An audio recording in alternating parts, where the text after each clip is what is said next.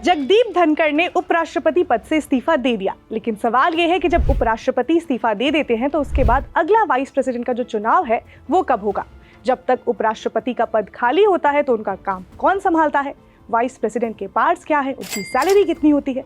तो इस वीडियो में इन्हीं सब के बारे में बात करेंगे। हेलो, मैं हूं स्वर्ण और आप देख रहे हैं स्पेक्ट।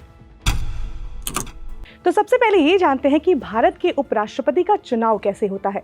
तो भारत के उपराष्ट्रपति का चुनाव सीधे जनता द्वारा नहीं होता है, बल्कि एक विशेष चुनाव मंडल के द्वारा होता है। ये चुनाव मंडल जो है वो संसद के दोनों सदनों के सदस्य का समूह होता है, जिसमें कि लोकसभा और राज्यसभा के चुने हुए और नॉमिनेटेड दोनों मेंबर्स जो है वो पार्टिसिपेट करते हैं। लेकिन राज्य की विधानसभाओं के जो सदस्य हैं वो उपराष्ट्रपति के चुनाव में शामिल नहीं होते हैं। चुनाव का जो पूरा का पूरा प्रोसेस है वो प्रोपोर्शनल रिप्रेजेंटेशन और सिंगल ट्रांसफरेबल वोट के आधार पर होता है, जिसमें जो वोटिंग होती है उसे गोपनीय रखा जाता है।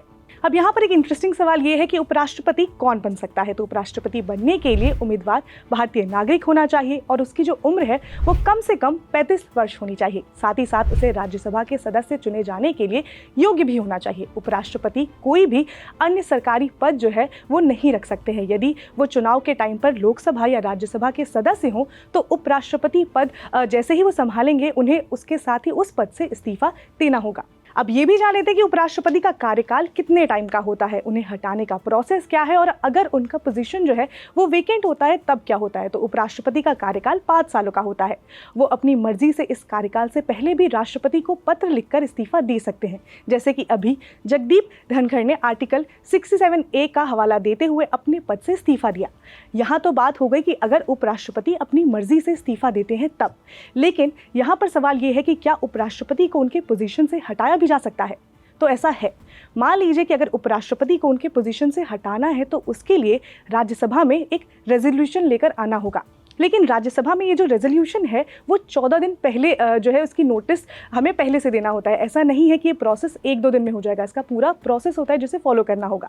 रिमूवल का रेजोल्यूशन आ गया, उसके बाद क्या, तो उसके बाद फिर इफेक्टिव मेंबर्स के पास ये जाता है और उनसे इसे पास करवाना होता है। मतलब उस समय राज्यसभा में जितने मेंबर्स हैं उनकी मेजॉरिटी जो है इस रिमूवल के लिए चाहिए होती है। जैसे मान लीजिए कि राज्यसभा में टोटल सीट्स 245 है, लेकिन 10 सीट्स अभी वेकेंट है, तो 235 मेंबर्स में से मेजॉरिटी वोट्स यानी कि 50% प्लस 1 वोट्स की ज़रूरत होगी उपराष्ट्रपति को हटाने के लिए। उसके बाद इसे लोकसभा भेजा जाता है और वहाँ पर सिंपल मेजॉरिटी अगर मिल गई तो उसके बाद वाइस प्रेसिडेंट को उनके पोजीशन से रिमूव किया जाता है। अब यहाँ पर एक और इंटरेस्टिंग बात यह है कि अगर मान लीजिए कि वाइस प्रेसिडेंट का जो पोजीशन है वो वेकेंट हो तो उसके बाद क्या होगा। तो जब उपराष्ट्रपति का कार्यकाल पूरा होने वाला होता है तो संविधान में ऐसा लिखा हुआ है कि उस प्रोसेस से पहले ही चुनाव करवा दिए जाने चाहिए। अब अगर मान लीजिए कि किसी वजह से चुनाव में देरी हो जाती है तब क्या होगा। तो इसमें मेंशन है कि अगर चुनाव में देरी हो जाती है तो इस प्रोसेस के कंप्लीट होने तक जो करंट वाइस प्रेसिडेंट है वही अपना टेन्योर जो है वो पूरा करते हैं, जब तक ये पूरा इलेक्शन का प्रोसेस जो है वो पूरा नहीं हो जाता। अब मान लीजिए कि पोजीशन रिमूवल, रेजिग्नेशन या डेथ की वजह से वेकेंट हो जाती है तो संविधान में लिखा हुआ है कि अगर ऐसा कुछ होता है तो जल्द से जल्द चुनाव जो है वो करवाए जाने चाहिए। लेकिन चुनाव का जो टाइम पीरियड है वो मेंशन नहीं है। जैसे कि राष्ट्रपति के चुनाव का टाइम जो है वो मेंशन है संविधान में कि वो 6 महीने के भीतर ही करवाए जाने चाहिए, लेकिन उपराष्ट्रपति को लेकर जो टाइम है वो मेंशन नहीं है। बस ये लिखा हुआ है कि ये काम जो है वो जल्द से जल्द ये चुनाव होने चाहिए। अब बात करते हैं कि कितने पावरफुल होते हैं उपराष्ट्रपति। तो उपराष्ट्रपति संसद के उच्च सदन राज्यसभा के अध्यक्ष, चेयरमैन होते हैं। वो राज्यसभा की जो कार्यवाही है उसका संचालन करते हैं और सदन के नियमों को लागू भी करते हैं। इसके अलावा जब तक राष्ट्रपति पद खाली हो या राष्ट्रपति किसी भी वजह से अपनी जिम्मेदारियां जो है वो पूरी नहीं कर पा रहे होते हैं तो तब तक उपराष्ट्रपति राष्ट्रपति के जो काम है उनको भी करते हैं। लेकिन ये टाइम पीरियड जो है वो 6 महीने का ही होता है। जिस समय उपराष्ट्रपति राष्ट्रपति का काम कर रहे होते हैं तो उस टाइम पे वो वाइस प्रेसिडेंट का काम नहीं कर सकते हैं और ऐसे टाइम पर राज्यसभा के अध्यक्ष का काम भी वो नहीं करते और इन सब सिचुएशन में जो राज्यसभा के डिप्टी चेयरमैन है वो ये जिम्मेदारी संभालते हैं। अब हम बात करते हैं कि वाइस प्रेसिडेंट की सैलरी कितनी होती है।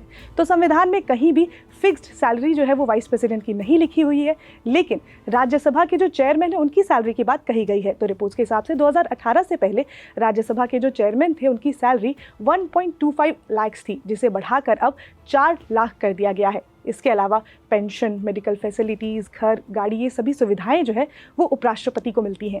संविधान में उपराष्ट्रपति से जुड़े जो भी नियम हैं वो संविधान के अनुच्छेद 63 से लेकर 71 में लिखा हुआ है, जिनमें उनके चुनाव, योग्यता, कार्यकाल, शक्तियां और हटाने के नियम जो है वो सब शामिल हैं। तो अब जब जगदीप धनखड़ ने इस्तीफा दे दिया है, उसके बाद अब ये सवाल खड़े हो रहे हैं कि अब अगला उपराष्ट्रपति कौन बनेगा।